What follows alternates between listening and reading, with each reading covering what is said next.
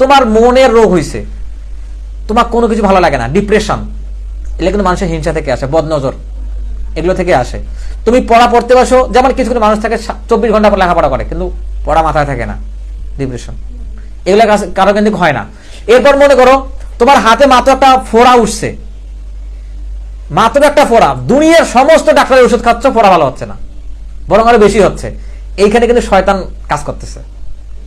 এখন শয়তান আমাদের রোগে রোগে যাইতে পারে কিনা? শয়তান কিন্তু, শয়তানের আয়ু কিন্তু হাজার হাজার বছর। সে আমার 14 পুরুষের ঘটনা জানে কিনা? জানে না। তখন যখন এইরকম হয় তখন শয়তান আমাদের রোগটাকে বাড়াই দেয়। তো ওইটাকে তুমি কি চিকিৎসা করে ভালো হবে? কি চিকিৎসা করতে হবে? কোরআন হাদিসের চিকিৎসা করতে হবে। এখন আমরা সাধারণ মানে দুনিয়ার ডাক্তারের সব কাছে ঘুরি, অসুখ ভালো হয় না, শেষ পর্যন্ত এটা মরিও যায়। কিন্তু হাতের কাছে যে চিকিৎসা, ওটা কোনো খেয়ালই নেই।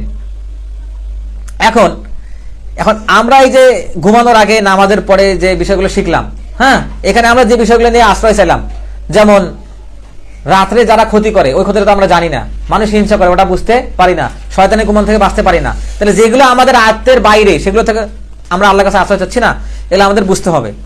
এখন এটার পিছনে শয়তানের ওয়াসওয়াসা যাতে না আসে, যারা শয়তানি করতে চাচ্ছে আমাদের উপরে, এটা বানচাল করে দেওয়ার একটা মহা ঔষধ আছে, মহা ঔষধ যেটাকে বলে। এই মহা ঔষধটার নাম হচ্ছে আউযু বিল্লাহি মিনাশ শাইতানির রাজিম। নাম কি? এটা কার মুখস্থ নাই?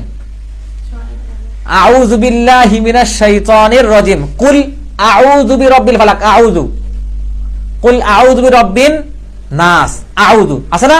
আউযু বিল্লাহি মিনাশ শাইতানির রাজিম।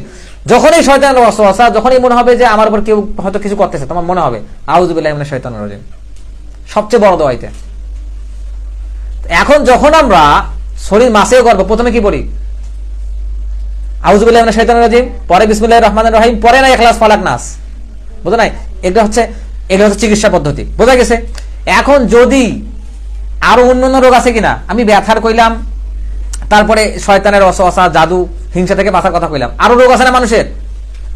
মানে তোমার যত সমস্যা আছে, তোমার যত একটা মানুষের জীবনে চলতে যত সমস্যা আছে, সব সমস্যার বিপক্ষে কাজ করবে এবং কোরআনের আয়াত আছে। তোমার যেমন সমস্যা তেমন আয়াত পরে ওইটা ফু দিতে হবে, ওগুলো আমার কাছে আছে।